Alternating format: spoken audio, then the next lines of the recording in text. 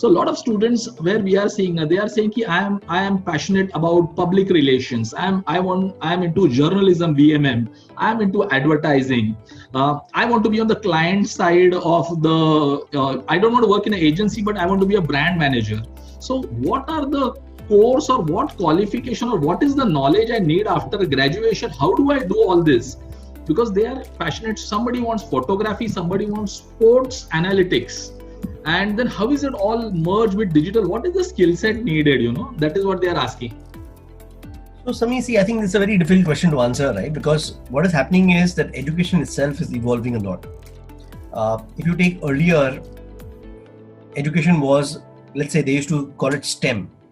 It used to be science, technology, engineering, and math. Professor Harari, I've read all the 3 books that he has, talks about that it's about communication, collaboration, critical thinking, creativity. These are the 4 C's that people will require to learn. But adding a few things of my own to it, you need adaptability. How can you adapt quickly and get into new things? How do you build resilience? You're going to have tough times in your life, and this period is a tough time for almost every single company, every single individual. How are you going to be resilient then you come out of it stronger? How are you going to have learnability, where you will learn things faster because AI and machine learning will replace certain skill sets faster than ever before? Are you able to learn new things quickly and learn more and more things across the board, right? So now I think what happens is that the company who has a product that you want to get into, let's say PR, so there will be the top companies in this. Then you have to see is, okay, what can you do differently, right? If you take PR earlier used to be making sure that you feature in print or you feature in television. Now PR could mean something totally different, right? PR could mean is that how do you identify, fake news could be a part of PR. How do you ensure that you are able to educate your leaders to create content like this, which would be useful for the company? That could be PR. So if you go into anything, there is going to be a new product which is more efficient.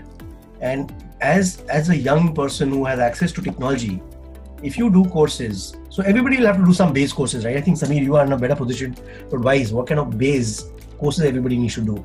But after that, a lot of learning will happen once you join the company also, right? Because see, for me, even today, right, I'm doing a masterclass on entrepreneurship through this thing called masterclass.com, right? I am doing a disruptive strategy course of Harvard as we speak. I'm actually learning mentalism through some of these online courses where you learn magic and mentalism, because I'm also learning stand-up comedy. Now, if I'm learning stand-up comedy, the reason I'm learning stand-up comedy is because in a group, when you make people laugh, people have higher recall of you. I give a lot of talks. Stand-up comedy is useful in making the audience laugh because that's the way you engage with them. I'm learning mentalism because it creates much higher recall value. When you go for dinner and you do some tricks, people remember you, and tomorrow they have a digital marketing consulting need, they'll remember me. So even at this point in time of my life, I'm learning new things to become better at what I do. Now, this is how learning is going to be. Earlier, learning used to be what you learn to get a job. And now learning is going to be what you learn to keep your job and to grow in your career and to become the CEO of a company. So I think it's going to be very important that we have to change our mindset that getting a job can't be the end of learning. What is the book you're reading right now? I've talked to some people who have hardly read any books in their life. Okay, if books are not your game, okay, go through documentaries, do audiobooks, go to Blinkist, go to Mentorbox, learn, right? Today I'm reading this book called $1 Trillion Coach. It's about Bill Campbell, who taught, and basically he's a coach to Steve Jobs, Larry Page and Sergey Brin of Google. He was this coach to Intuit CEO. So he's a $1 trillion coach. All his mentees were running $1 trillion companies. That's his role, right? But that's the book I'm reading right now, because as a leader, my role is to coach a lot of CEOs that report into me. And if I don't know how to coach them, then I will be ineffective in my job, which is being a CEO of CEOs, right? I think it's very important that people learn as much as they can, and you will advise them what they should do before they get their job. That will help them get that job. But after that, their career will depend on how fast they can learn, how innovative they can be, how creative they can be, how collaborative they can be.